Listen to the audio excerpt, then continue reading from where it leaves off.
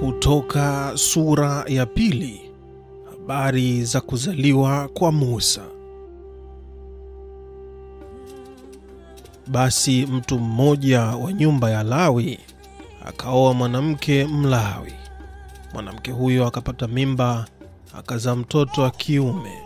Alipoona mtoto huyo ni mzuri, akamficha kwa miezi 3.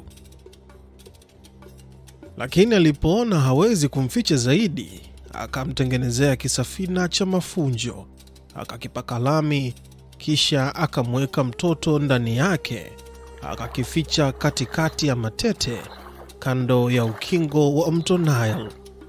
Dada yake mtoto huyo akasimama mbali ili kuona kitakachompata mtoto. Ndipo binti Farao akateremka kuoga mtoni. Wahudumu wake wakawa wanatembea ukingoni mwa mto. Mara ghafla akaona kisafina katikati ya manyasi. Akamwambia mmoja wa watumwa wake akichukue. Alipokifungua akaona mtoto. Mtoto alikuwa akilia. Akamhurumia na kusema, huyu ni mmoja wa watoto wa Kiebrania. Dada wa mtoto akamuuliza binti Farao, je, niende nikakufuatie mwanamke wa Kiebrania akulelee mtoto huyo? Binti Farao akasema, ndiyo, nenda. Msichana akaenda akamleta mama wa mtoto huyo. Binti Farao akamwambia, mchukue mtoto unisaidie kumlea, nami nitakulipa. Basi mwanamke akamchukua mtoto naye akamlea. Mtoto alipokuwa akampeleka kwa binti Farao, naye akawa mwanawe. Akamuita jina lake Musa akisema, nilimtoa kwenye maji. Siku moja Musa alipokuwa mtu mzima, akaenda kwa watu wake. Akaona walivyokuwa wakifanya kazi ngumu. Afra akamwona Misri akimpiga Mwebrania mtu wa kwake.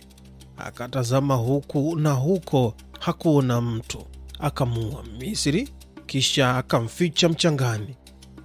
Kesho yake akaona Waebrania wawili wakigombana. Akamwambia aliyekosa, mbona unampiga Mwebrania mwenzako?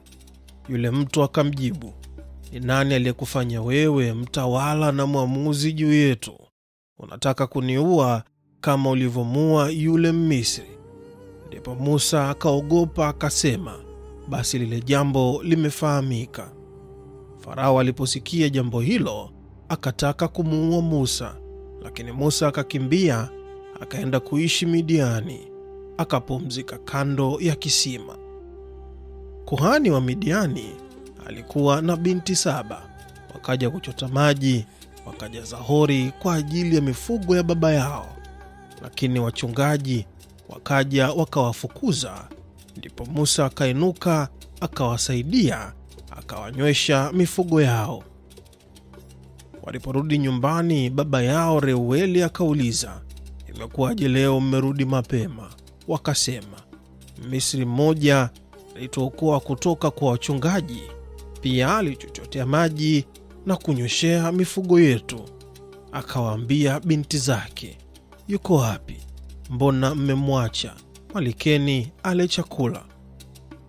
Musa akakubali kukaa nao. Akamuoa binti wa Reueli, jina lake Sipora. Sipora akamzalia mtoto wa kiume. Musa akamuita Gershomu, akasema, nimekuwa mgeni katika nchi ya kigeni. Baada ya muda mrefu, mfalme wa Misri akafa. Waisraeli wakalia kwa huzuni katika utumwa wao. Kilio chao kikamfikia Mungu. Mungu akakisikia kilio chao, akakumbuka agano lake na Abrahamu, Isaka na Yakobo. Mungu akawaangalia Waisraeli, akawahurumia.